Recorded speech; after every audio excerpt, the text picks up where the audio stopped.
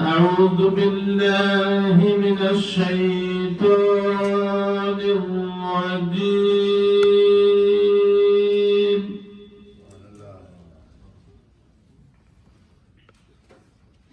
بسم الله الرحمن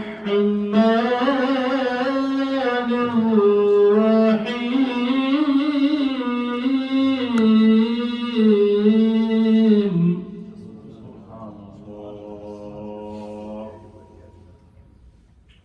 هو الله الذي لا إله إلا هو. عالم الغيب والشهادة هو الرحمن الرحيم.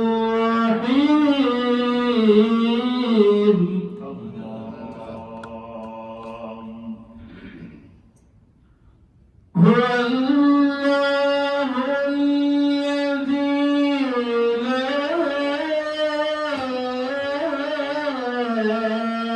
إله إلا هو.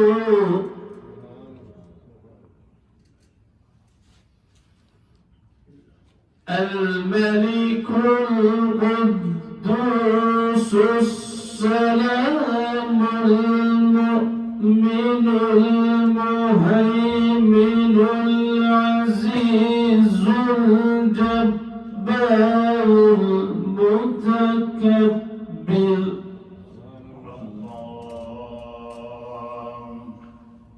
سبحان الله عما يشركون.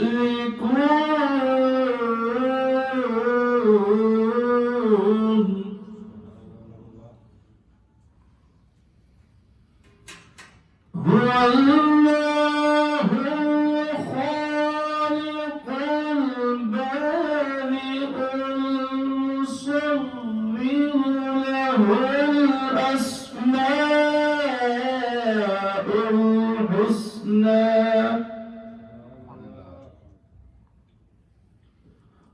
يسبح له ما في السماوات والأرض وهو العزيز الحكيم.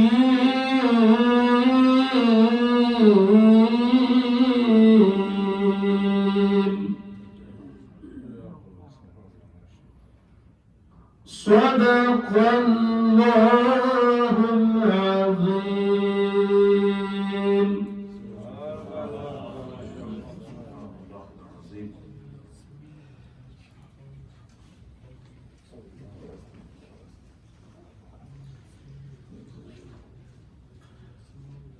أعوذ بالله من الشيطان الرجيم. بسم الله الرحمن الرحيم.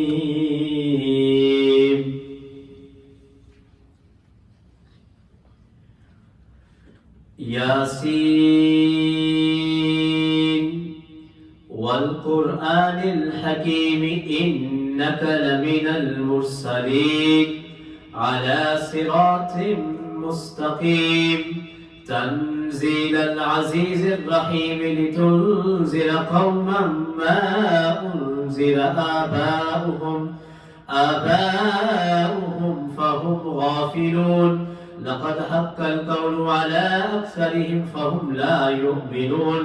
إنا جعلنا في أعناقهم أغلالا فهي إلى الأذقان فهم مقمحون. وجعلنا من بين أيديهم سدا ومن خلفهم سدا فأغشيناهم فهم لا يبصرون. وسواء عليهم أأنذرتهم أم لم تنذرهم لا يؤمنون. إنما تنذر من اتبع الذكر وخشي الرحمن بالغيب فبشره بمغفرة وأجر كريم إنا نحن نحيي الموتى ونكتب ما قدموا وآثارهم وكل شيء أحصيناه في إمام مبين صدق الله العظيم. سبحان اللہ.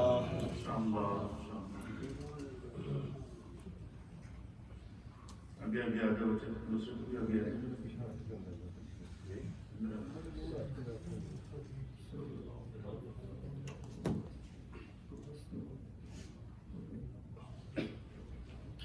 صلی اللہ علیہ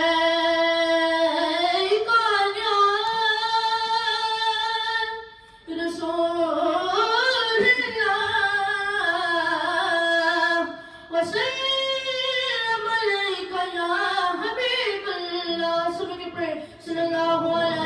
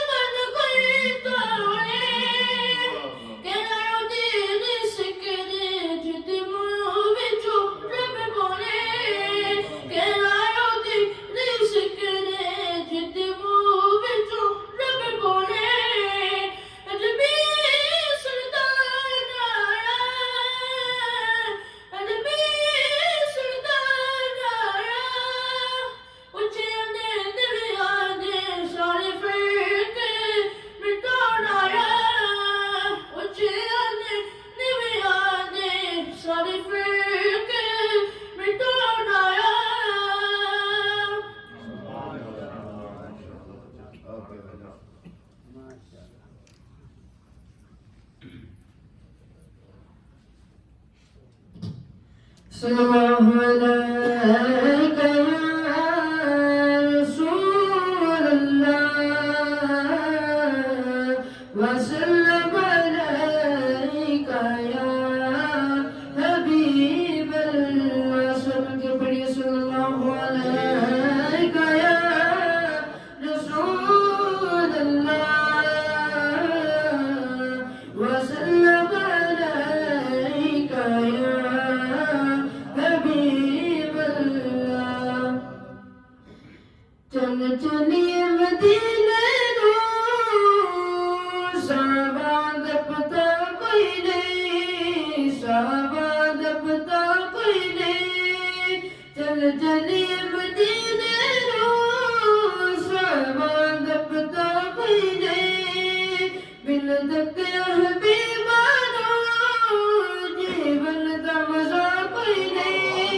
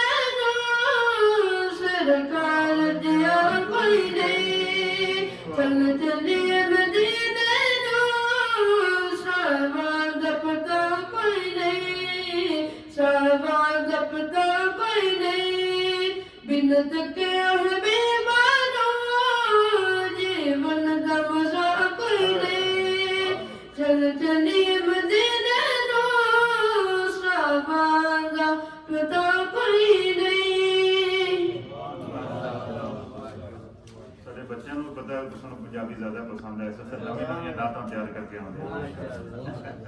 اللہ برکت عطا فرمائے.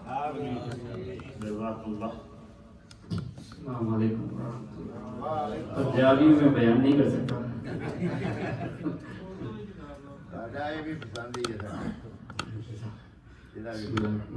الحمد للہ رب العالمین والصلاة والسلام علی سید المرسلین وعلی آلہ واصحابہ اجمعین. الصلاة والسلام علیک یا رسول اللہ. الصلاة والسلام علیک یا رسول اللہ. الصلاة والسلام علیک یا حبیب اللہ. الصلاة والسلام علیک یا حبیب اللہ. وعلى آلك وأصحابك يا نور الله صلى الله تعالى عليه وسلم. صلی اللہ علیہ وسلم. We'll come back to the theme of Ramadan now. We talked about the Huquq al-Ibad, we talked about the rights of parents and children and spouses. From tomorrow, inshallah, tomorrow night we'll step into the last 10 days of Ramadan, which are the most important ones. And the Prophet ﷺ would prepare himself to worship Allah subhanahu wa ta'ala even more in those 10 nights. سبحان اللہ. کمر کس لیتے تھے عبادت کے لیے. سبحان اللہ. We'll talk about Shab al-Qadr tomorrow. Inshallah, I'm going to talk about 2 other aspects of Ramadan that we all know about, but maybe I could shed light a bit more on them. And that is the suhoor and iftar, alhamdulillah, that we do in Ramadan. Iftar, as we know, is the time to break the fast. And it's so beautiful, mashallah. We are binded by the laws of Sharia in everything. سبحان. When Allah subhanahu wa ta'ala said stop eating, we stop eating. سبحان. All day we stop eating, drinking, and so on. And then at iftar time, Allah subhanahu wa ta'ala says eat. Now is the time to eat. So then it is wrong to delay the iftar. Our scholars say that we should not delay the iftar. As soon as we are certain that the sun has set, and nowadays we don't need to look at the sun, we look at the time. So as soon as the masjid timetable says that it is time for iftar, then we shouldn't delay it. The only delay should be Bismillahir Rahmanir Rahim and eat. Scholars say even the dua you can pray after. The dua of iftar you can pray after because it's all in past tense. I opened the fast and I did tawakkul in Allah and so on. But you can say it before, but as soon as it's time, say Bismillahir Rahmanir Rahim and have the iftar.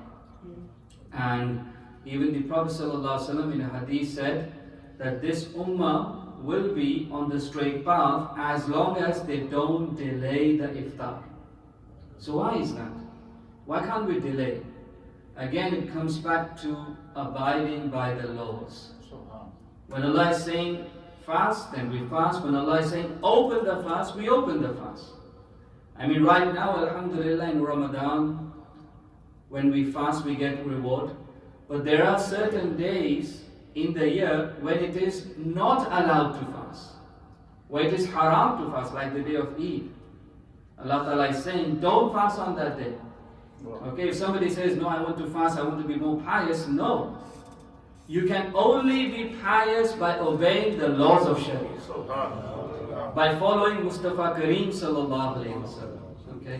So alhamdulillah, when the Prophet sallallahu alayhi wa sallam said fast, we fast. When he says sallallahu alayhi wa sallam, you cannot fast, we cannot fast. So the 4 days of Eid al-Adha and this day of Eid al-Fitr, we are not allowed to fast because Allah subhanahu wa ta'ala wants us to eat. And Allah subhanahu wa ta'ala wants us to celebrate. And Allah subhanahu wa ta'ala wants us to provide to others to eat too. And that is where Sadaqah-e-Fitr comes in. We'll talk about that inshallah tabarak wa ta'ala. So that is iftar. And the Prophet sallallahu alaihi wasallam said in a beautiful hadith that for the sign, for the person who is fasting, there are farhatan, 2 happiness. 2 happiness, do khushiyan. One is iftar itself. No matter what kind of problems you are facing, at the time of iftar, there is this natural happiness. Even though we've been eating all year round, But to eat at the time of iftar is a different feeling. When we sit together with family, when we sit together in the masjid to open the fast, the feeling cannot be described in words. That is a farhat which is from Allah subhanahu wa ta'ala. And the other one, he said, sallallahu alayhi wasallam, that the other benefit and the favor of farhat for a person who is fasting is when he will see his Lord, when he will meet his Rabb, which is in Jannah. And the greatest blessing in Jannah is what? To witness Allah subhanahu wa ta'ala, to do the deedar of Allah subhanahu wa ta'ala, inshallah. And that is why, for the sign, for the person who is fasting, there is one extra access to Jannah, an extra door to Jannah, a door which is only for people who are fasting, Babu Rayyan. Only those people who are fasting will be able to enter Jannah through that exclusive door, subhanallah, which is called Rayyan. So this is about iftar. So if you do iftar with the intention, I am doing on the hukum of Allah and Rasulullah sallallahu alaihi wasallam, iftar will have additional sawab, inshallah. Then you come to suhoor. Now suhoor, alhamdulillah, here the timings are so kind of varied. We can have suhoor at times at 6 o'clock and at times at like 1 o'clock, 2 o'clock. But whenever the suhoor time is, okay, we should have suhoor. Don't skip. There is immense barakah. The Prophet ﷺ said there is immense barakah in Sehri itself and in the time of Sehri too. I know people when they have to go to work, or children when they have to go to school, then they skip the Sehri. Okay, I can understand. But at least wake up. You have to wake up for Fajr anyway. At least wake up and have water. And we know about iftar too. We open the fast either with date, which is sunnah. If you don't have a date, if you don't have khajur, then it's with water. Because water is a purifier. Okay? And the same applies as suhoor as well. Date, khajur, is not only sunnah for iftar time, it is also sunnah for sehri time. And we miss this. We have all the other foods, but we don't have dates at sehri time. It is a power food. For those people who go to the gym, they would know. If you are hungry, say if you are even outside Ramadan, we should continue having dates. If you are hungry, and if you don't have enough time to make something, to have some food, have some dates. And always have in odd number, either 1 or 3 or 5. I believe if you have 3 or 5 days and you go somewhere, mashallah, and do your work, you will have enough energy and strength. And you will also feel full. That is the blessing of khajur, that is the blessing of date. So at least have one date at the time of suhoor with the intention, I am acting on the sunnah of Rasulullah. So don't miss sehri. Even if you are not waking up to actually eat, wake up and have water. Wake up and have one day. Don't miss the blessings of that time, because that time is just too blessed, alhamdulillah. Also, you can pray tahajjud at that time. So the only condition for tahajjud is that you need to sleep after. I think we spoke about this before. Sleep after Isha. So if you go home after Isha, if you sleep for even 10 minutes, 15 minutes, actually fall asleep, then you can pray tahajjud. If you haven't fallen asleep, you can pray qiyamul layl. Okay? But tahajjud, you can pray 2, 4, 6, 12, 8. But you can also make dua at that time. It is stated that in the last part of the night, Allah subhanahu wa ta'ala does tajalli on the first heaven. Okay? Just like it happened in Shab-e Barat and Shab-e Qadr. It happens every night. Allah subhanahu wa ta'ala does tajalli on the first heaven, and there is an announcement made by Allah ta'ala, is there anyone who wants to seek forgiveness? And I am willing to forgive. Is there anyone who wants risk? And I am willing to give risk. Is there anyone who wants this, who wants that? And Allah subhanahu wa ta'ala will give that, inshallah. So don't miss that time. Even whilst you're maybe preparing sahri, or even whilst you're having sahri, keep making dua. You know, we have made dua into something very, very formal, where we actually sit down, and which is also good, we should do that. But dua is not limited to that. You don't really have to sit down to make that dua. You can make dua whilst walking, whilst cooking. Just keep praying to Allah and pray in your own words. Of course, make dua from what is in the Quran, the Quranic duas from the Hadith, the Dua Masura, all that is there. But also what is in your heart, your personal problems. Just say it in your own language. Just talk to Allah like you would talk to a friend. Allahu waliyul ladhina amanu. Allah is a wali. And what is a wali? A close friend. A friend who is protecting you. A protective friend is wali. And so you can talk to Allah subhanahu wa ta'ala. Don't miss that time. Make dua, pray namaz along with having sahri, mashallah. And this is again not just limited to Ramadan. In fact, the blessings of fasting that we see are not just limited to Ramadan. Ramadan has additional benefits, but the benefits of fasting are throughout the year. Tomorrow we'll do one more thing, mashallah, which is i'tikaf. Some of you probably have already decided. Masjid maybe? Mashallah, and there might be some others too. I'tikaf, Hazrat always does i'tikaf, mashallah. Even if you can't do i'tikaf in the masjid, but a sense of i'tikaf where you want to get away from all the unnecessary things. Okay? What is i'tikaf? It's a retreat where you disconnect yourself from the world and you only connect yourself to Allah. I don't want to do nothing with the world now. Not with family, you know, of course you take care of family, but you're in the masjid, so you make dua for them. But you're not physically with the family, you're not physically with your friends, you're not out and about, you're just in the masjid, focus only towards Allah and yourself. What are my shortcomings? How do I need to improve myself? How can I become better? So you're focused on yourself, and your direction is towards Allah subhanahu wa ta'ala. That is what happens in i'tikaf. And you do all kinds of ibadah. That is why the person who does i'tikaf gets the reward of all the worship that is possible for a person.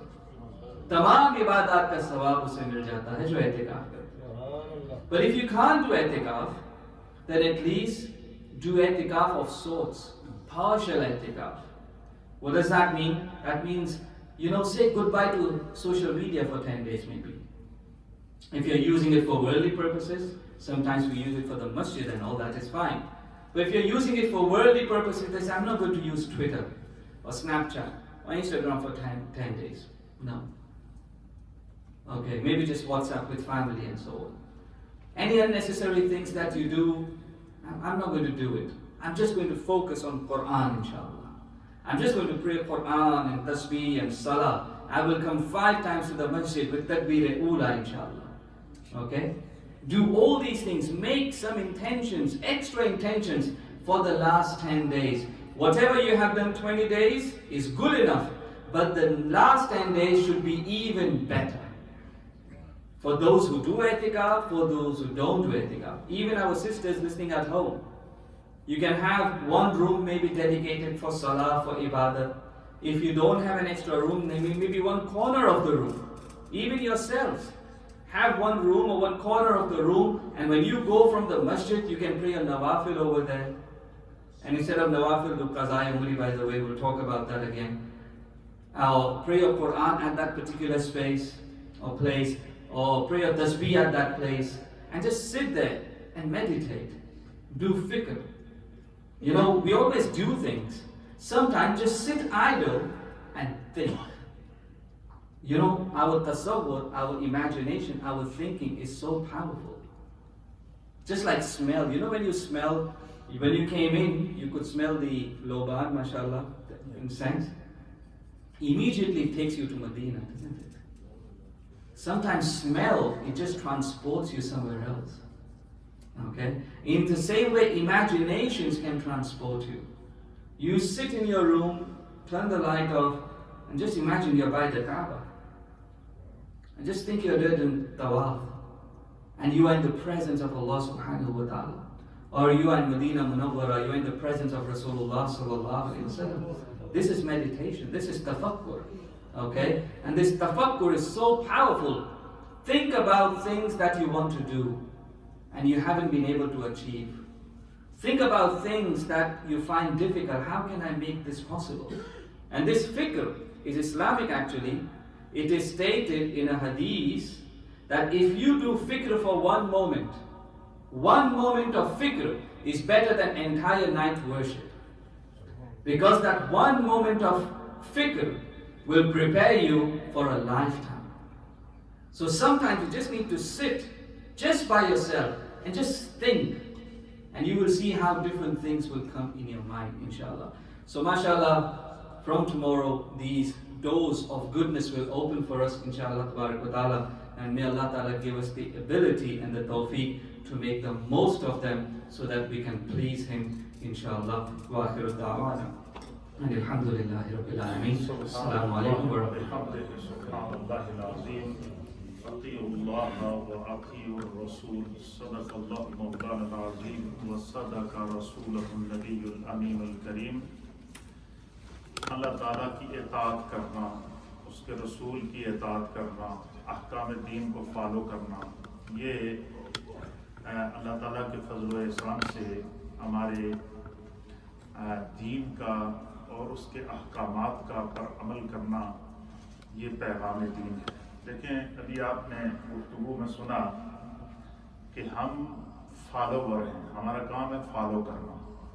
اسی طریقے سے دیکھیں قرآن حکیم فرقان مجید کے اندر ہے کہ اقیم الصلاۃ، نماز پڑھو۔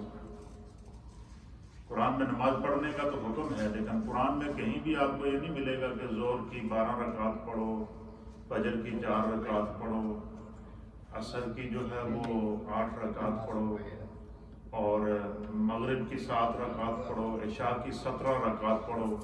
یہ چیز آپ کو قرآن کے اندر رکعات نہیں ملیں گی۔ لیکن اب یہ کیسے؟ اللہ تعالیٰ نے کہ حبیب علیہ الصلوۃ والسلام نے ہمیں فرمایا کہ صلو کما رأیتمونی اصلی۔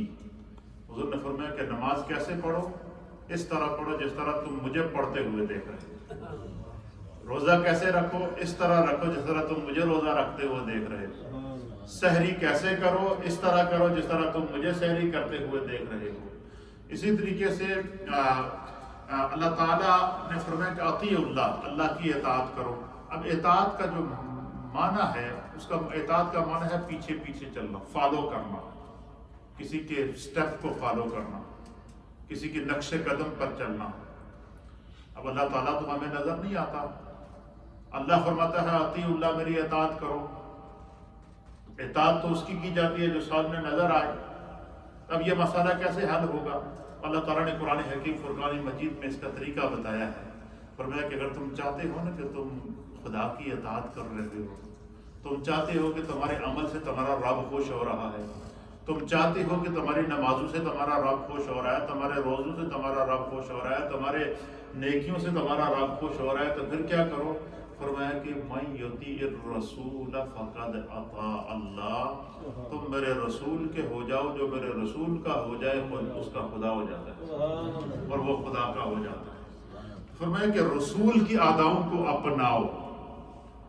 پھر قرآن حکیم فرقان مجید میں اللہ تعالیٰ نے نبی پاک کی اداؤں کو اپنانے کا حکم ارشاد فرما دیا۔ کیسے؟ فرمایا وما آتاکم الرسول فخذوہ وما نہاکم عنہ فانتہوا۔ فرمایا کہ میرا رسول تمہیں جو کام کرنے کا حکم دے نا تو وہاں اپنے عقل کے گھوڑے نہ دوڑاؤ۔ آج کل بڑے بڑے فلاسفی پیدا ہو گئے، جی یہ ہو گیا، جی یہ اس طرح ہو گیا، اسلامی کیا ہے، یا اچھا کچھ لوگ ایسے ہوتے ہیں جی یہ جی آپ لوگ داڑھی رکھنے کے اوپر، پگڑی باندھنے کے اوپر، سنت پر عمل کرنے پر زور دیتے ہیں، جی جو ہے وہ داڑھی میں اسلام تھوڑا ہی ہوتا ہے، اسلام تو دل میں ہوتا ہے۔ کئی لوگ اس طرح کی طرح۔ تو ایک شخص نے مجھے کہا، اللہ نے غریق رحمت کرے، تو انہوں نے مجھے کہا جی کہ آپ وہ نوجوانوں کو داڑھی کے اوپر بھی زور دیتے ہیں، تو داڑھی میں اسلام تھوڑا ہی ہے۔ میں نے کہا یہ داڑھی میں اسلام نہیں ہے تو اسلام میں داڑھی تو ہے نا۔ ہے یا نہیں ہے؟ ہاں، تو میں نے کہا اپنی لاجک میں دوڑاؤ. اللہ نے فرمایا کہ وما آتاکم الرسول فخذوہ، تمہیں میرا رسول جو حکم دے کر گزرو. وما نہاکم عنہ فانتہوا، اور جس چیز سے میرا رسول منع کر دے اس کے قریب بھی نہ جاؤ. یہ دین ہے. دس از دا شریعہ. یہ دین ہے، یہ شریعت ہے.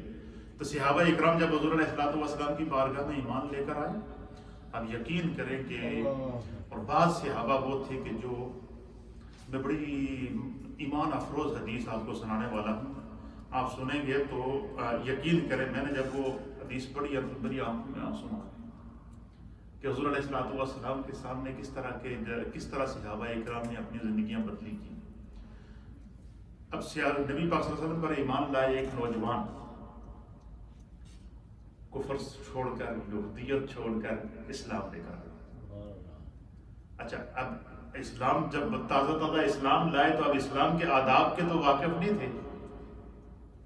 اسلام سے پہلے شراب بھی پیتے تھے، اسلام سے پہلے جو ہے وہ بے حیائی، عریانی، فحاشی اور مختلف قسم کے کاموں کے اندر انوالو تھے، جس طرح کے اوپنلی طور پر جو ہے وہ گناہ کیے جاتے ہیں. تو اب جب اسلام لے کر آئے تو صحابہ نے ان سے کہا جی کہ یہ اسلام میں شراب پینا، زنا کرنا اور یہ ساری چیزیں ہیں، یہ ان سے تمہیں روکنا پڑے گا. اچھا، اللہ نے ان کا دل جس پہ خدا کرم کر دے تو اچھا، وہ ان تمام برائیوں کے عادی تھے اسلام لانے سے پہلے. اچھا، آداب نبوت کے بھی واقف نہیں تھے، دیہات سے آئے تھے. تو نبی پاک صلی اللہ علیہ وسلم کی بارگاہ کے اندر مجلس لگی تھی، صحابہ اکرام ہدایت کے ستارے بیٹھے تھے. اب حضرت ابو امامہ رضی اللہ تعالیٰ عنہ بیان کرتے ہیں. اب حدیث سنیے کہ وہ تازہ ایمان لائے، آداب نبوت کے واقف نہیں، احکام دین کے بھی واقف نہیں، لیکن چونکہ کفر کی حالت میں بہت ساری بری عادتیں پڑی تھیں، اب ان عادتوں نے ان کو کیا کیا، ان گناہوں نے ان کو تنگ کیا. تو بجائے اس کے کہ وہ گناہ کرتے، گناہ کا ارادہ کر لیا، لیکن نبی پاک کے سامنے آ کر کہہ دیا میں یہ گناہ کرنے جا رہا ہوں، آپ مجھے اجازت دیں. اللہ، اب حدیث سنیں گے آپ کی آنکھوں میں آنسو آ جائیں گے، اور پھر دیکھیے گا میرے مصطفیٰ نے جب ان کے بندہ گناہ کا ارادہ کر کے آ رہا ہے اور کہہ رہا ہے کہ میں یہ گناہ کرنے جا رہا ہوں اور آپ اللہ کے رسول سے میں آپ سے اجازت لینے کے لیے آیا ہوں. تو اب اللہ کے حبیب علیہ السلام نے جب ان پر نگاہ رحمت فرمائی نا، تو پھر ان کا کیسے زندگی بدلی. آپ اس حدیث کو سنیں، اس سے ہمیں کیا سبق ملے گا کہ یہ جو ہے ہماری مسجدوں کے ممبروں سے، محرابوں سے یہ جو آپ کو پیغام دین دیا جاتا ہے نا، اگر ان میں سے ہم 1% بھی عمل کر دیں تو میں سمجھتا ہوں شاید یہی ہمارے نجات کا ذریعہ بن جائے. ایک بات. دوسرا یہ کہ کوئی پرابلم آپ فیل کریں نا، کہ مثلا کوئی پریشانی ہے، پرابلم ہے کسی بھی قسم کی، تو یہ جو اللہ تعالیٰ نے آپ کو مسجد میں امام دیا ہوتا ہے، یہ خدا کی طرف سے انبیاء اکرام کی علوم کا وارث ہوتا ہے. نبی پاک نے فرمایا کہ انما العلماء ورثۃ الانبیاء، کہ علماء انبیاء کے علم کے وارث ہیں. نمبر 1 بات. نمبر 2 بات، نبی پاک صلی اللہ علیہ وسلم نے فرمایا کہ علماء امتی کا انبیاء بنی اسرائیل، میری امت کے، کیونکہ نبی پاک پر نبوت ختم، آپ آخری نبی ہیں، خاتم النبیین ہیں، ہر زمانہ قیامت تک مصطفیٰ کا زمانہ ہے. تو فرمایا کہ علماء امتی کا انبیاء بنی اسرائیل، میری امت کو جب بھی دشواریاں آتی رہیں گی، میری امت کے علماء ان کی رہنمائی کرتے رہیں گے. اور ہر دور میں اللہ تعالیٰ مجددین بھیجتا رہا، خلفاء بھیجتا رہا، آئمہ بھیجتا رہا، اور امت کی اصلاح ہوتی رہی اور قیامت تک ہوتی رہے گی. یہاں تک ایک حدیث کے اندر نبی پاک صلی اللہ علیہ وسلم نے فرمایا کہ اس وقت تک قیامت نہیں آئے گی جب تک کہ ایک بھی کلمہ وہ دنیا میں اس زمین کے اوپر موجود ہے. اور جب سارے دنیا سے چلے جائیں گی، ایک بھی کلمہ وہ نہیں بچے گا، تو فرشتہ اللہ کی بارگاہ میں عرض کرے گا کہ یا اللہ، تیرا نام لینے والا کوئی بھی نہیں بچا، سب چل بسے. تو پھر اس وقت حدیث کے مطابق اللہ کے حبیب علیہ السلام فرماتے ہیں کہ اللہ حضرت اسرافیل علیہ السلام سے کہے گا کہ جو ان کو سجدہ دین والا بچہ نہیں ہے، اب سور پھونکو. اس وقت سور پھونکا جائے گا تو پھر اذا زلزلت الارض زلزالها واخرجت الارض اثقالها وقال الانسان ما لها، پھر اینڈ آف دا ورلڈ ہو جائے. اینڈ آف دا ورلڈ، قبل اس کے قیامت آئے، قیامت آنے سے پہلے جو بھی خیر کی بات ملے نا زندگی میں یہ نیت ضرور کریں کہ یار میں اپنی زندگی میں ایک دفعہ تو اسی پر عمل کروں، شاید میری بخشش ہو جائے۔ اچھا جب بندہ عمل کی نیت کر لیتا ہے اللہ ایسی لذت عطا فرماتا ہے، ایسا سکون عطا فرماتا ہے، ایسی نیکی کی عادت عطا فرماتا ہے کہ آپ کو نیکی کے علاوہ سکون نہیں آئے گا۔ حدیث سنیے، وعن ابی امامہ رضی، بڑی توجہ سے سنیے گا یہ حدیث۔ وعن ابی امامہ رضی اللہ تعالی عنہ ان فتى شابا آتى النبي صلی اللہ تعالی علیہ وآلہ وسلم فقال یا رسول اللہ اتأذن لی فی الزنا۔ اللہ استغفر اللہ رب۔ حضرت ابو امامہ کہتے ہیں کہ نبی پاک صلی اللہ تعالیٰ علیہ وسلم کی بارگاہ لگی تھی تو ایک نوجوان تازہ ایمان لایا تھا، دیہات سے آیا تھا، آداب نبوت کا بھی واقف نہیں تھا اور دین کے احکام کا بھی واقف نہیں تھا، لیکن بس اللہ نے اس کے دل کو قبول کر لیا ایمان کے لیے۔ تو اب اسلام لانے سے پہلے اس کی بری عادتیں تھیں، وہ شراب بھی پیتا تھا، وہ زنا بھی کرتا تھا، وہ سر عام بے حیائی اور برائی باتوں میں انوالو تھا، لوگ معاشرے میں کہتے تھے کہ یہ بڑا برا انسان ہے، لیکن بس اللہ نے اس کا دل پھیر لیا، ایمان لے آیا۔ تو جس وقت ایمان لے آیا تو شیطان نے اس کو تنگ کیا کہ بھائی تو جب ایمان نہیں لایا تھا تو جب چاہتا تھا جناب بے حیائی کرتا تھا، جب چاہتا تھا عریانی کرتا تھا، جب چاہتا تھا جب برے کاموں کے اندر اور بری صحبتوں کے اندر انوالو ہو جاتا تھا۔ دیکھو تو اسلام لایا تو تیرے پر ساری پابندیاں لگ گئی ہیں، تو کیسے دین کے اندر کہ شیطان نے اس کو کیا کیا، ورگلایا۔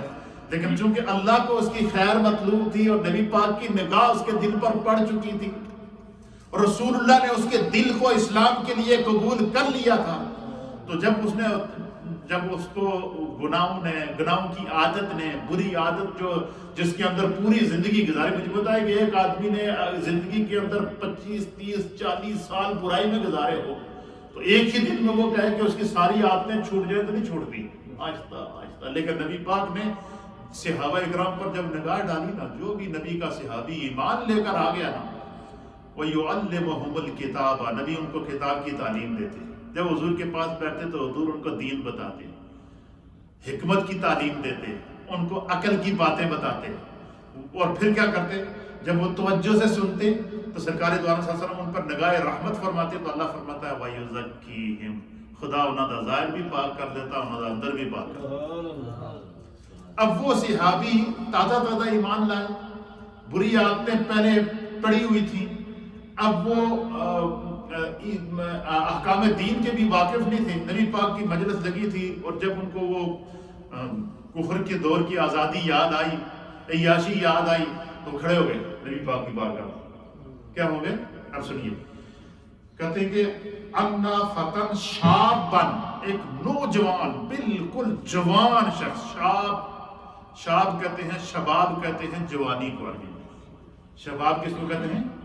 جوانی کو۔ بچپن ہے، لڑکپن ہے، جوانی ہے، ادھیڑ عمر ہے، بڑھاپا ہے۔ This is the stages of the over life, یہ ہماری زندگی کے سٹیجز ہیں، مختلف سٹیجز ہیں۔ تو شاب بن کہتے ہیں جو بالکل فل جوان ہو، فل جوان جو شخص ہو، کہ کہتے ہیں نبی پاک کی بارگاہ میں تازہ ایک شخص ایمان لایا تھا، جوان تھا، نوجوان تھا، خوبصورت تھا، اور وہ اللہ کے حبیب علیہ السلام کی بارگاہ میں کھڑا ہو گیا اور اس نے کہا کہ یا رسول اللہ، اے اللہ کے حبیب، اتعزنو لی الزنا، یا رسول اللہ میں کفر سے پہلے میری بری عادت تھی کہ میں جب چاہتا تھا بے حیائی میں انوالو ہو جاتا تھا، زنا کر لیتا تھا، بری صحبت میں میری زندگی گزری ہے، تو میں چونکہ اسلام لے آیا ہوں تو لہٰذا میں آپ سے اجازت چاہتا ہوں کہ آپ مجھے اجازت دیں تو میں زنا کرنے کے لیے۔ اب کتنا بڑا جملہ ہے، مجھے بتائیں کتنا بڑا جملہ ہے۔ اچھا اب سنیے، جب اس شخص نے یہ بات کہی نا، قال فصاح القوم بہ، نبی پاک کی بارگاہ میں بیٹھے جتنے صحابہ تھے، جب اس شخص نے یہ بات کہی نا تو فصاح القوم بہ، نبی پاک کی بارگاہ میں بیٹھے اور صحابہ کی چیخیں نکل گئی۔ صحابہ کی کیا ہو گئی؟ چیخیں نکل گئی اور صحابہ اس کی طرف متوجہ ہوئے. تو نے یہ کیا بات کہہ دی نبی پاک کے سامنے, نبی پاک کی بارگاہ کے اندر کس قسم کی باتیں کر رہا. جس طرح مثلا ایسے مجلس میں سے کوئی بندہ بولے نا تو کوئی کمزور بات کرے نا تو ہر ایک بولتا ہے. یہ ہمارے ہاں ہوتا نہیں.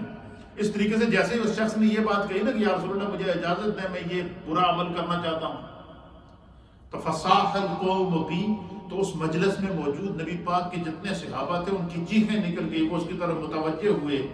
تو کہتے ہیں فقال رسول اللہ صلی اللہ تعالیٰ علیہ وسلم, نبی پاک صلی اللہ علیہ وسلم کے چہرے پر کوئی ناگواری کے اثرات نہیں آئے, کوئی غصہ نہیں آیا. اب جیسے کس چیز کی وہ اجازت مانگ رہا ہے, ہم میں سے آپ میں سے کوئی دوسرا کوئی تیسرا ہوتا تو وہ اس کو بنا بولتے ہی سر میں سوٹا تیری ایسی تھی تیسی, تو جناب کے گلا کر دائیں. لیکن چونکہ حضور علیہ السلام رحمت للعالمین تھے, وَإِنَّكَ لَعَلَىٰ خُلُقٍ عَظِيمٍ کے منصب پر فائز تھے, خلق عظیم میرے مصطفیٰ کریم کی صفات اور کمالات تھیں. تو اللہ کے حبیب علیہ الصلوۃ والسلام صحابہ چیخ رہے ہیں, ان کی چیخیں نکل گئی کہ یار یہ کیسا انسان ہے, حضور کی بارگاہ میں کس چیز کی اجازت مانگ رہا ہے. تو پھر کیا کہتے ہیں کہ نبی اکرم صلی اللہ تعالیٰ علیہ وسلم نے اس کی طرف دیکھا, اور دیکھنے کے بعد اقرہ وادناہ, حضور علیہ الصلوۃ والسلام نے اس کی طرف دیکھا, دیکھنے کی طرف نوجوان کو کہا کہ میرے قریب آ جائے. کیا فرمایا؟ میرے قریب آ جائے. اچھا وہ قریب ہوا, حضور نے قریب بٹھایا. بٹھانے کے بعد اللہ کے حبیب علیہ الصلوۃ والسلام نے اس کے ادنا ہو قریب ہوا, فدنا, حضور نے فرمایا تھوڑا اور قریب ہو جائے. ادنا کہتے ہیں کہ قرآن پاک میں آتا ہے نا کہ جب نبی پاک صلی اللہ علیہ وسلم اپنے رب سے ملاقات کرنے کے لیے سدرۃ المنتہا سے لامکان سے مقام خاص میں مقام قرب میں جب اللہ تعالیٰ سے ملاقات ہوئی نا, تو قرآن کریم سورہ النجم کے اندر اللہ تعالیٰ فدنا, کیا فدنا فتدلا, پس مصطفیٰ اللہ کے قریب ہوئے, دنا قریب ہوئے, اتنے قریب ہوئے, فتدلا اور قریب ہوئے, اتنے قریب ہوئے, فکان قاب قوسین او ادنا, اگر دو تلواروں کو آپس میں جوڑیں تو ان کے بیچ میں جس طرح وقفہ نظر نہیں آتا, اس طرح مصطفیٰ رب کے قریب ہو گئے. تو دنا کا معنی کیا ہے؟ قریب ہو. تو جب ان صحابیوں نے, جب وہ صحابی رسول نے نبی پاک صلی اللہ علیہ وسلم کی بارگاہ میں کہا کہ میں یہ گناہ کا ارادہ کر چکا ہوں, آپ اللہ کے رسول ہیں, میں آپ کی محفل میں بیٹھا ہوں اور آپ مجھے اجازت دیں اس کی, تو حضور علیہ الصلوۃ والسلام نے ان کا کہا قریب آ جا. قریب ہوئے, حضور نے فرمایا فدنا, تھوڑا سا اور قریب ہو جا. اللہ اور قریب ہو گئے. حتیٰ کان قریب من رسول اللہ, حتیٰ کہ وہ رسول اللہ صلی اللہ علیہ وسلم کے ساتھ بالکل مل گیا, گھٹنے اپنے گھٹنے حضور کے گھٹنوں کے ساتھ جوڑ دیے, اتنا قریب ہوا. اللہ, اب ارادہ کیا ہے اور میرے مصطفیٰ کس طریقے سے اس کے ظاہر اور باطن کو بدل رہے ہیں. اب یہ حدیث یقین کریں گے, آپ سنیں گے تو ایمان تازہ ہو جائے گا, پھر گناہ چھوڑنے کا دل کرے گا ہر انسان کہ جب نظر رحمت ہو جائے کسی کے اوپر. تو اس لیے کہتے ہیں کہ نماز کا فائدے میں سے ایک فائدہ کیا اللہ بیان کرتا ہے کہ فرمایا کہ جدو بندہ نماز دا عادی ہو جائے نا, پکا جڑا نمازی ہوتا ہے, اس دے ہوتے دنیا تے اللہ دا کرم کیا ہو جاتا ہے. سب سے بڑا کرم خدا کا یہ ہو جاتا ہے, ان الصلاۃ تنہا عن الفحشاء والمنکر.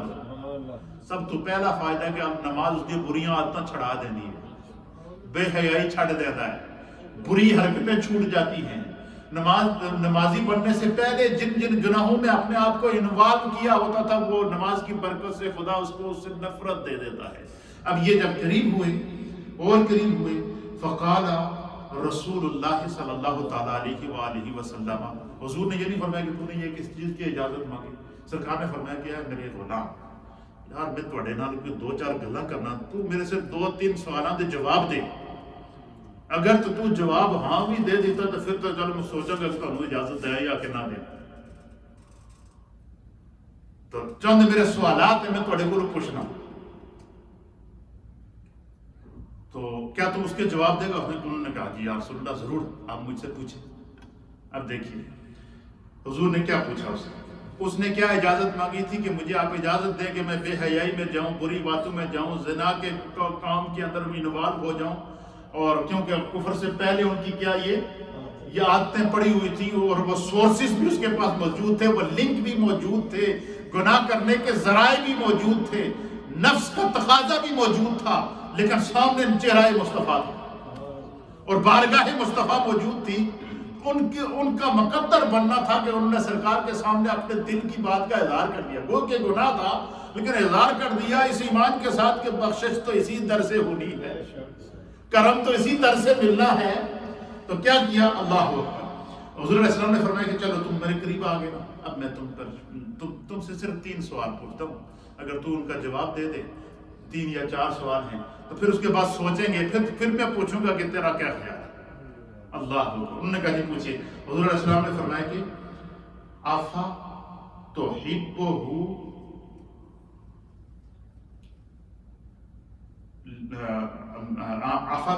اللہ کے حبیب علیہ فقال رسول اللہ صلی اللہ تعالی علیہ وسلم اتحبہ لأمک۔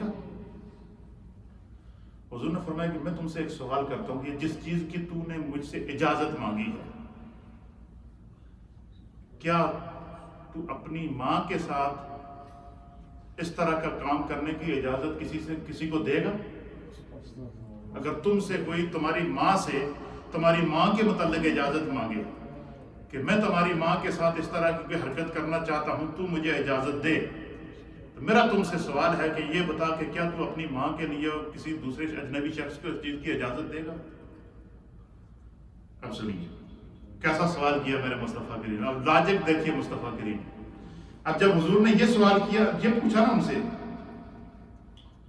تو فقال، تو اس شخص نے کہا لا یا رسول اللہ جعلنی اللہ فداکا، یا رسول اللہ میں اور میرے ماں باپ آپ پر قربان ہو جائیں، مجھ سے اگر کوئی میری ماں کے متعلق اس طرح کی اجازت دے گا تو میں تو ہرگز اجازت نہیں دوں گا، میں ہرگز اجازت نہیں دوں گا۔ جب اس نے یہ بات کہی نا تو فقال رسول اللہ صلی اللہ تعالی علیہ وآلہ وسلم وَلَلنَّاسُ يُحِبُّونَهُ لِأُمَّهَاتِهِمْ۔ حضور نے فرمایا کہ تو جس کے واسطے تو اجازت مانگ رہا ہے وہ بھی تو کسی کی ماں ہو سکتی ہے، جس کے لیے تو اجازت مانگ رہا ہے وہ بھی تو کسی کی ماں ہو سکتی ہے، تو اگر اپنی ماں کے لیے اجازت نہیں دے سکتا تو کسی اور کی ماں کے لیے تو اس طرح گناہ کی اجازت کیسے مانگ سکتا ہے؟ اللہ۔ حضرت ابو امامہ کہتے ہیں کہ ان کا چہرہ متغیر ہونا شروع ہو گیا، دل کی حالت بدلنا شروع ہو گئی۔ حضور نے فرمایا یہ پہلا سوال ہے، جو دوسرا سوال پھر وہ بھی سن لیں۔ دوسرا سوال کیا کیا نبی پاک صلی اللہ علیہ وسلم نے؟ حضور علیہ السلام نے فرمایا کہ افتحبہ لبناتک۔ اچھا اے گل میں دس، جس گل سے تو میرے کو اجازت مانگی ہے، یہی اجازت اگر کوئی تجھ سے تمہاری بیٹی کے متعلق مانگے کہ میں تمہاری بیٹی کے ساتھ یہ غلط کام کرنا چاہتا ہوں، تو مجھے اجازت دے، تو اس کا باپ ہے، تو کیا تو اپنی بیٹی کے حوالے سے کسی اجنبی شخص کو گناہ کی دعوت کی اجازت دے گا؟ فقال، پھر اس شخص نے کہا لا واللہ یا رسول اللہ، نہیں اللہ کی قسم یا رسول اللہ میں تو ایسا ہرگز نہیں کر سکتا۔ پھر اللہ کے حبیب علیہ الصلوۃ والسلام نے فرمایا پھر تو جس کے واسطے اجازت مانگ رہا ہے وہ تو کسی کی بیٹی ہے۔ اب دیکھیں حکمت دیکھیے میرے مصطفیٰ کی، نفرت گناہ سے ہے، گناہگار سے نہیں ہے۔ اب وہ گناہگار ہے، گناہ کا ارادہ کر چکا ہے، اس کا مائنڈ چینج کیا جا رہا ہے، اس کی سوچ کو بدلا جا رہا ہے۔ اس لیے ہم کہتے ہیں کہ اہل اللہ کی مجلس میں جب آپ آئیں گے، بیٹھیں گے، دن کے اندر بہت سارے سوالات آتے ہیں، ان کی گفتگو ہوتی ہے، بات سے بات ملتی ہے۔ کیا آپ نے اس سے پہلے یہ حدیث سنی تھی؟ بہت لوگوں جنہوں نے نہیں سنی ہوگی، بہت سارے لوگوں کے لیے نئی بات ہے۔ اب اس ایک حدیث سے ہمیں کتنا سبق ملے گا زندگی گزارنے کا؟ تو حضور نے دوسرا سوال کیا کیا کہ جس طرح تو کسی کی بیٹی کے لیے گناہ کی مجھ سے اجازت مانگ رہا ہے، وہ بھی تو کسی کی بیٹی ہے۔ اگر یہی اجازت کوئی تمہاری بیٹی کے لیے تم سے مانگے گا تو اس کو دینے کے لیے تیار نہیں ہے، لیکن دوسروں کی بیٹیوں پہ نظر رکھے ہوئے ہیں، کچھ تو خدا کا خوف ہے۔ یہ پیغام ہے۔ تیسرا سوال نبی پاک صلی اللہ تعالی علیہ وسلم نے اللہ حضور علیہ الصلوۃ والسلام نے فرمایا کہ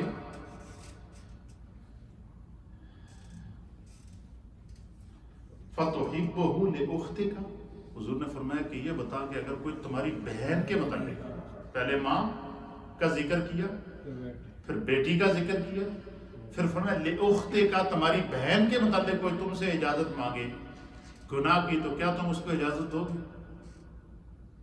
تو قال لا واللہ یا رسول اللہ، یا رسول اللہ، اللہ کی قسم میں تو ایسا ہرگز نہیں کر سکتا۔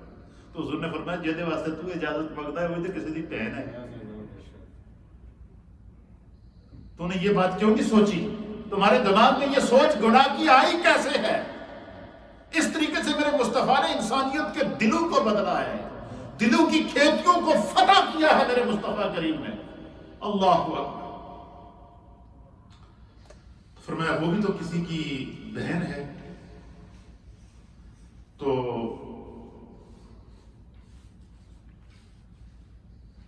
پھر نبی اکرم صلی اللہ تعالیٰ علیہ وسلم نے اسی طریقے سے پوچھا کہ کوئی تمہاری چچی کے متعلق تم سے سوال کرے یا تمہاری خالہ کے متعلق تم سے سوال کرے، تو یہ سب کچھ کرنے کے بعد نا جس وقت وہ پانی بالکل موم ہو گیا، وہ شخص بالکل ظاہر بدل باطن بدل گیا ہے، آنکھوں سے آنسو چل رہے ہیں، کھڑا ہوا تھا مجلس میں اجازت مانگنے کے لیے گناہ کی، لیکن مصطفیٰ کے قریب آ کر نبی پاک کی باتیں سن کر دل کی کھیتی ایسی نرم ہوئی، نظریں جھک گئیں، سر جھک گیا، چہرے سے آنکھوں سے آنسو چل رہے ہیں، آنکھوں سے آنسو چل رہے ہیں، آنکھوں سے آنسو چل رہے ہیں۔ نبی پاک کی بارگاہ میں کہتا ہے ہلاک تو یا رسول اللہ، اے رسول اللہ میں ہلاک ہو گیا ہوں، مجھے بچا لیجئے۔ پھر کیا کہا کہ ہلاک تو یا رسول اللہ، یا رسول اللہ آپ کا یہ غلام ہلاک ہو گیا ہے، یہ بڑی بری سوچ رکھتا تھا، یہ بڑی بری صحبت سے آیا تھا، مجھے نہیں معلوم تھا کہ اسلام کے اندر اتنا نور موجود ہے، مجھے نہیں معلوم تھا کہ اسلام میں اتنی برکت موجود ہے، مجھے نہیں معلوم تھا کہ اسلام جو ہے وہ انسان کے ظاہر اور باطن کو بدل کر کے رکھ دیتا ہے۔ جب یہ کہنے لگا ہلاک تو یا رسول اللہ، رونے لگا، روتا رہا، اور وہ سر جھکا ہوا ہے، ان کے آنسو گر رہے، نبی پاک کے قدموں پہ ان کے آنسو گر رہے ہیں۔ پھر حضور علیہ السلام نے اور قریب کرنے کے بعد میرے مصطفیٰ نے ایک ہاتھ ان کے سر پہ رکھا، ید اللہ والا ہاتھ، ایک ہاتھ سر پہ رکھا، دوسرا ان کے سینے پہ رکھا۔ اب وہ اس منظر کو سوچے نا، کیا منظر ہوگا؟ ید اللہ والے ہاتھ، ایک ہاتھ ان کے سر پہ رکھا اور دوسرا ان کے سینے پہ رکھا۔ تو کہتے ہیں کہ فوضع رسول اللہ صلی اللہ تعالی علیہ وآلہ وسلم یداہ علیہ، حضور علیہ السلام نے اس کی طرف اپنے ہاتھوں کو بڑھا کر ایک ہاتھ اس کے سر پر اور ایک اس کے سینے پہ رکھا۔ اس کے سینے پر حضور علیہ السلام ہاتھ پھیرتے ہوئے اللہ کے حبیب علیہ السلام نے دعا کی ان کے لیے۔ کیا دعا کی؟ حضور نے پہلی دعا ان کے لیے ان کے سینے پہ ہاتھ رکھ کے حضور نے فرمائی، دعا فرمائی اللہم اغفر ذنبہ، اے میرے اللہ، اے میرا غلام میرے قدموں وچ حاضر ہے، اپنے ہر گناہ کا اعتراف کر چکا ہے، اپنی سوچ بدل چکا ہے، اپنے ارادے بدل چکا ہے، اب اس کی سوچ میں بھی نور ہے، تصور میں بھی نور ہے، تخیل میں بھی نور ہے، تصور تخیل اور سوچ کے اندر بھی نور ہی نور ہے۔ اللہم اغفر ذنبہ، اے میرے رب میرے اس غلام کی گناہوں کو معاف کر دے۔ یہ پہلی دعا حضور نے ان کے سینے پہ ہاتھ رکھے۔ اور دوسری کیا دعا دی؟ وَطَهِّرْ قَلْبَهُ، اے میرے اللہ اس میرے غلام کا دل صاف کر دے، اس کے دل کو پاک کر دے، اس کے دل کو طاہر کر دے، اس کے دل کو طیب کر دے، اس کے دل کو جو ہے وہ اجلا کر دے۔ پہلی دعا کی کہ اللہم اغفر ذنبہ، اس کے گناہ معاف کر دے، اللہ وطہر قلبہ، اور اس کے قلب کو اس کے دل کو پاک کر دے۔ اور تیسری دعا حضور علیہ السلام نے فرمائی وحسن فرجہ، اے میرے اللہ اس کی شرمگاہ کی حفاظت فرما، اے میرے اللہ اس کی شرمگاہ کی کیا فرما؟ حفاظت فرما۔ تو کہتے ہیں حضرت ابو امامہ کہتے ہیں کہ نبی پاک صلی اللہ علیہ وسلم کے اس دعا اور سینے پہ ہاتھ پھیرنے سے ہم نے ساری زندگی ان کو نہیں دیکھا کہ ان کی آنکھ سے آنسو رکا ہوا، ہر وقت خدا کی عبادت میں مصروف تھے، دنیا کی محبت ان کے دل سے نکل چکی تھی، اور ہم تمام صحابہ میں عمل میں وہ سب سے آگے بڑھ چکے تھے، یہ ان کی پوزیشن تھی نبی پاک صلی اللہ علیہ وسلم کی بارگاہ میں آ کے. اب دیکھیں اب سوال کیا کیا، کس انداز سے سوال کیا، لیکن رحمت للعالمین آقا نے ان کو کیا جواب دیا اور کس طریقے سے ان کا ظاہر اور باطن بدل دیا. اب یہ ہے یہ چینج. اور جب ہمارے اسی لیے علماء اور محدثین نے لکھا ہے بڑی پتہ کی بات کہ جب بھی آپ کا نفس گناہ کا تقاضا کرے، کیا کرے؟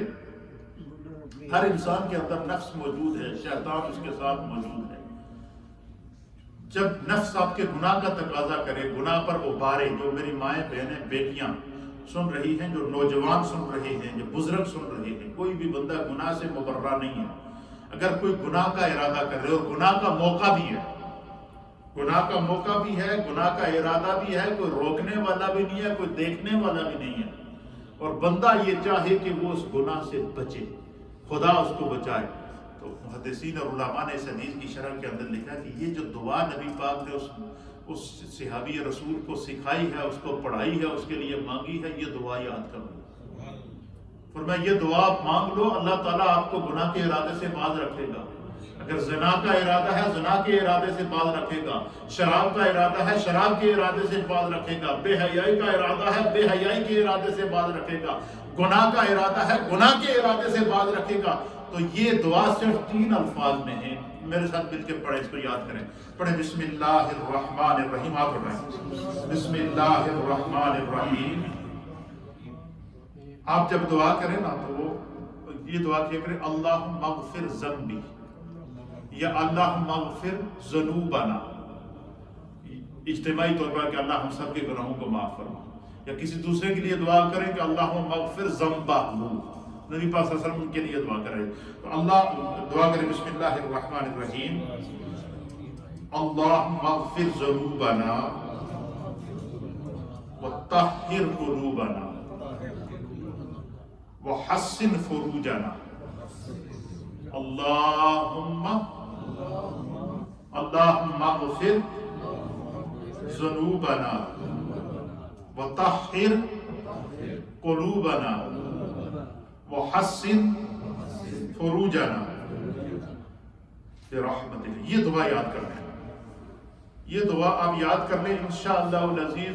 جو بڑے سے بڑے گناہ کو بندہ ارادہ کرے خدا اس کا دل پھیر لے. اچھا صرف اس سے گناہ بھی معاف ہوگا، وَطَاخِرْ قَلْبَهُ دل بھی پاک ہو جائے گا، وَحَسِّنْ فَرْجَهُ خدا اس کی شرمگاہ کی بھی حفاظت فرما دے گا. یہ ہے اسلام. اس لیے اسلام کو دین رحمت کہتے ہیں، اس لیے اسلام کو دین کرم کہتے ہیں، اس لیے اسلام کو دین نصیحہ کہتے ہیں، سلامتی والا دین کہتے ہیں. تو یہ کتنی پیاری حدیث ہے. آپ دیکھیں کہ جس کو ہم اگر ذہن نشین کر لیں تو میں سمجھتا ہوں کہ ہمارے ظاہر اس طریقے سے صحابہ اکرام رضوان اللہ تعالیٰ علیہم اجمعین نے جو ہے وہ ان کی حفاظت، نبی پاک صلی اللہ علیہ وسلم نے ان کی حفاظت کیا صحابہ کی. اب دوسری حدیث سماعت فرمائیے کہ حضور علیہ الصلوۃ والسلام کس طرح اصلاح فرمایا کرتے تھے، اور جو معاشرے کے اندر پائی جانے والی اجتماعی برائیاں ہوتی تھیں حضور علیہ السلام ان کو فوکس کیا کرتے تھے. آج ہمارے معاشرے میں شراب نوشی ہے یا نہیں؟ ہمارے نوجوان بچے وہ بری عادتوں میں پڑے ہوئے ہیں، شرابوں میں پڑے ہوئے ہیں، ڈیٹنگ کے اوپر چلے جاتے ہیں، ماں باپ پریشان ہیں، وہ ان کو منع کریں تو آگے سے وہ ایسے بے ادب ہے اور اس طریقے سے بہیو کرتے ہیں کہ ان کو اپنی عزت بچانا مشکل ہو جاتی ہے. تو اس لیے آپ کہتے ہیں کہ دین کے ساتھ منسلک رہیں. کوئی نہ کوئی خیر کی بات کبھی نہ کبھی انسان کا دل پھیر لیتی ہے. تو نبی پاک صلی اللہ علیہ وسلم کی بارگاہ میں جب صحابہ آتے تھے تو وہ کیا کرتے تھے؟ حضور علیہ الصلوۃ والسلام جو معاشرے کی اجتماعی کھلی بے حیائیاں اور برائیاں ہوتی تھی نا، حضور ان سے روکنے کی تعلیم ارشاد فرماتے. اب حدیث سنیے، آپ کا ایمان تازہ ہو جائے. وعن عبد اللہ ابن عمر رضی اللہ تعالی عنہ، حضرت عبداللہ ابن عمر رضی اللہ تعالیٰ عنہ یہ حضرت فاروق اعظم کے بیٹے تھے اور صحابی رسول تھے. وہ اس حدیث کے راوی ہیں. کہتے ان رسول اللہ صلی اللہ تعالی علیہ وآلہ وسلم کہ اللہ کے حبیب علیہ الصلوۃ والسلام کی مجلس لگی تھی، صحابہ اکرام ہدایت کے ستارے نبی کی بارگاہ میں جمع ہوئے. تو حضور علیہ الصلوۃ والسلام کی معاشرے کی برائیوں سے روکنے اور معاشرے کی برائیوں سے دور رہنے کے لیے صحابہ کی ذہن سازی فرمانے. کس طرح ذہن سازی فرمانے؟ حدیث سنیے. کہتے ہیں قال رسول اللہ صلی اللہ تعالی علیہ وسلم، نبی اکرم صلی اللہ علیہ وسلم نے ارشاد فرمایا ثلاث قد حرم اللہ تبارک و تعالی علیہم الجنہ. حضور علیہ السلام نے فرمایا کہ 3 عادتاں ایسیاں ہیں جڑیاں اگر کسی بندے وچ پائی جائیں تے خدا اس تے اتے جنت نو حرام کر دیندا، جہنم پکا جہنمی ہو جاندا. اس دا آسان ترجمہ کہ 3 عادتاں ایسیاں ہیں جڑا اگر بندہ نہ چھڑے تو وہ چلتا پھرتا جہنمی ہو جاتا ہے، اس پہ اللہ جنت کو حرام کر دیتا ہے. اب وہ 3 عادتیں 3 تھنگز نبی پاک صلی اللہ تعالیٰ علیہ وسلم نے کیوں بتائی ہیں؟ قیامت تک آنے والی اپنے ہر امتی کو یہ سبق دیا جا رہا ہے کہ یہ برائیاں قدم قدم پر تمہارا استقبال کریں گے، یہ گناہ قدم قدم پر تمہیں بلائیں گے، تمہیں سبز باغ دکھائیں گے اور تمہیں اپنے قریب کرنے کی کوشش کریں گے. تو فرمایا کہ اللہ کے حبیب علیہ السلام نے فرمایا کہ اگر وہ گناہ کر بیٹھے نا تو پھر جنتی نہیں ہو، چلتے پھرتے جہنمی ہو. اور کچھ ایسی نیکیاں بھی بتا دی حضور نے فرمایا کہ کچھ 3-4 عادتاں ایسی ہیں جڑا بندہ کر لے تو چلتا پھرتا جنتی ہے. اللہ اکبر. کیا فرمایا؟ ثلاث قد حرم اللہ تبارک و تعالی. 3 چیزیں ایسی ہیں، 3 عادتیں ایسی ہیں کہ جو اگر کسی انسان میں پائی جائیں تو اللہ تبارک و تعالی ان پر جنت کو حرام کر دیتا ہے. اور ان میں سے سب سے پہلے کیا من الخمر. فرمایا کہ سب سے پہلی چیز یہ ہے کہ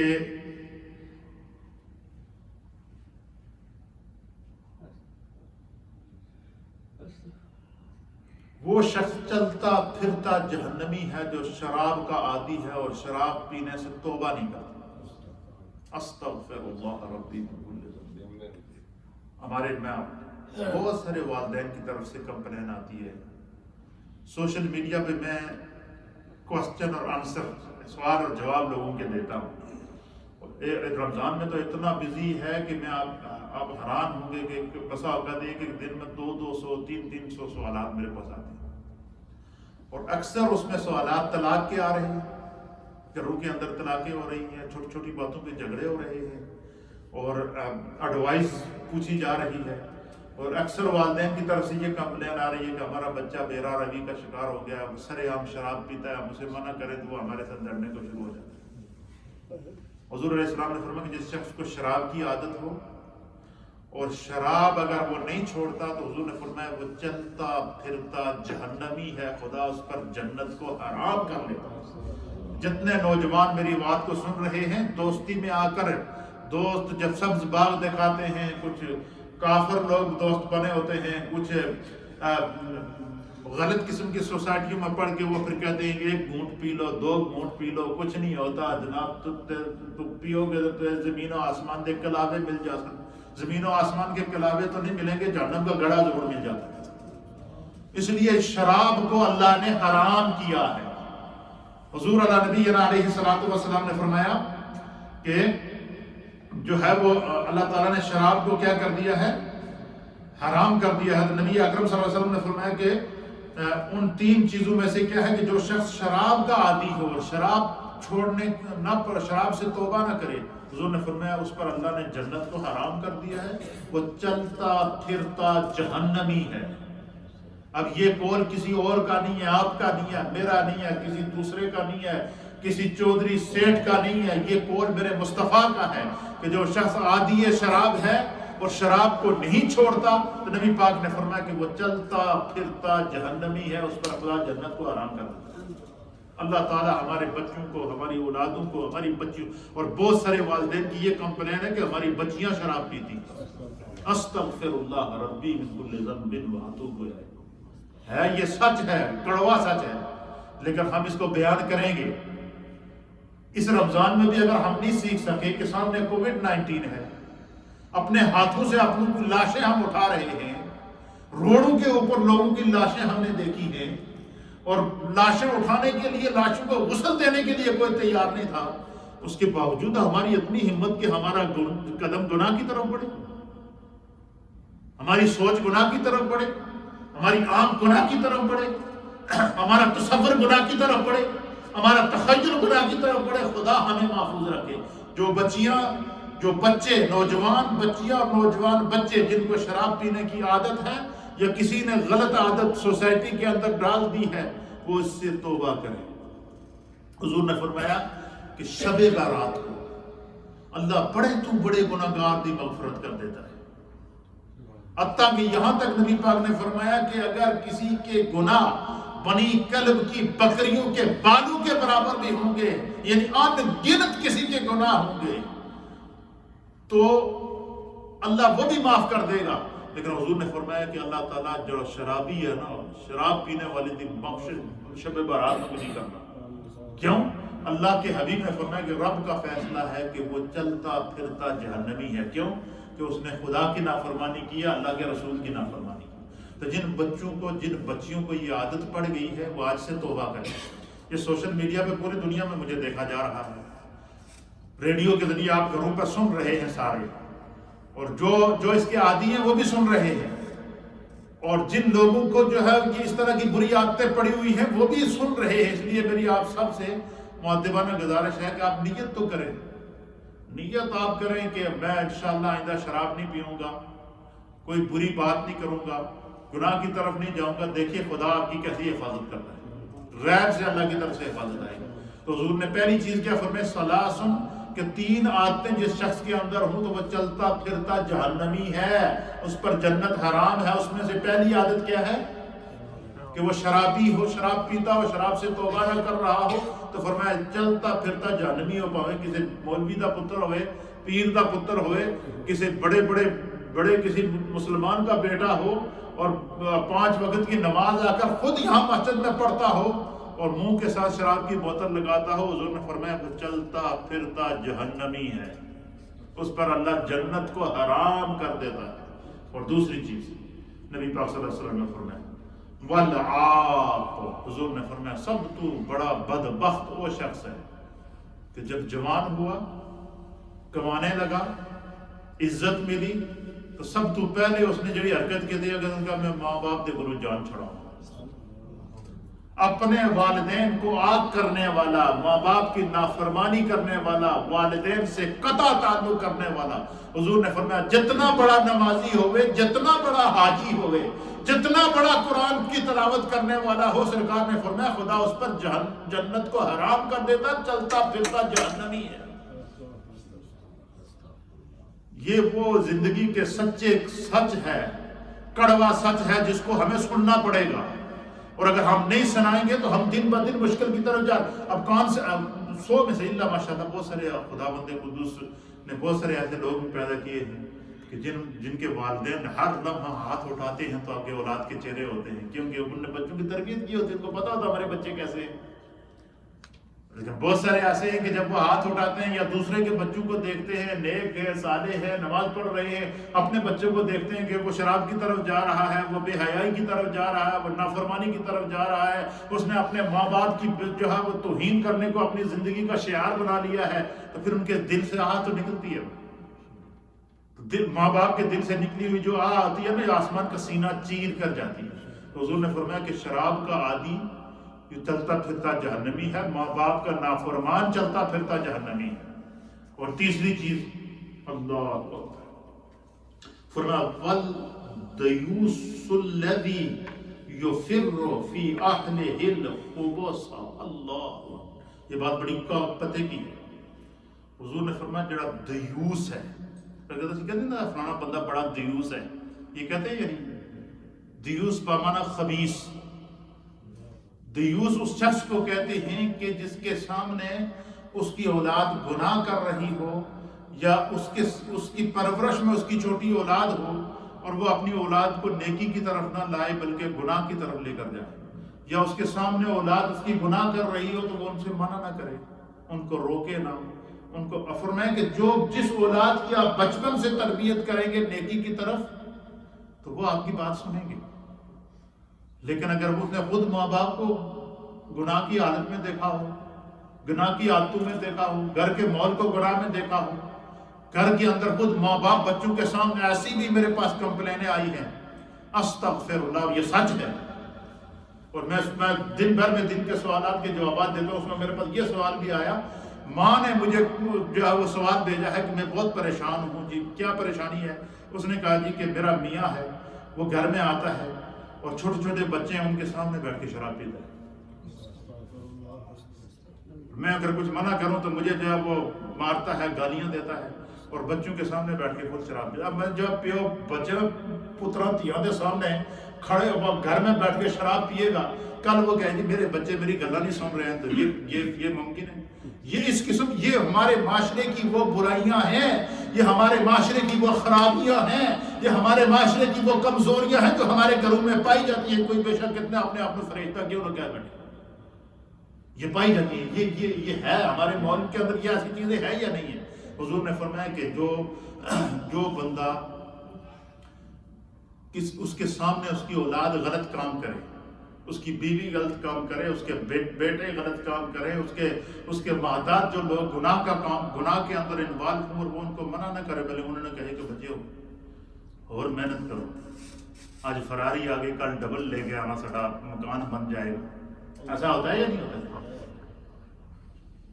باپ بینیفٹ پہ، ماں بینیفٹ پہ، بچہ بینیفٹ پہ، اور شام کو بچہ گاڑی لے کر آیا جناب علی، کتنی 3 لاکھ پاؤنڈ کی گاڑی ہے، 75,000 پاؤنڈ کی گاڑی ہے، 75 لاکھ پاؤنڈ کی گاڑی ہے، لے کر گھر آ رہا ہے، اور والدین خوش ہو رہے ہیں، ماشاءاللہ بچہ تو تے کمال کر دیتا ہے، ایک اور لیا تھا کہ بڑا مکان بنا رہی ہے۔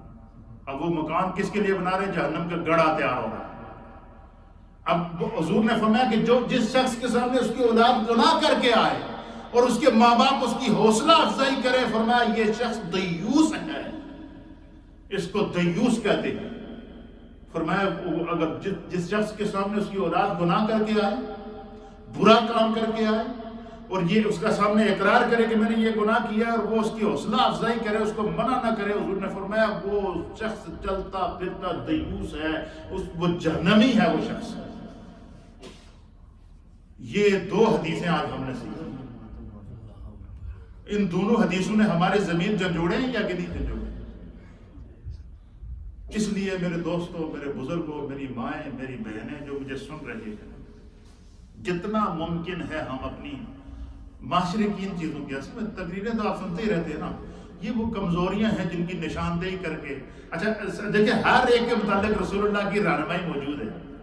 اب حضور کی بارگاہ میں صحابہ آ رہے ہیں، حضور ان کو بتا رہے ہیں کہ یہ کام جو لوگ کرتے ہیں جو ہے وہ ان پہ اللہ تعالیٰ جہنم کی آگ کو کیا کر دیتا ہے؟ حرام کر دیتا ہے۔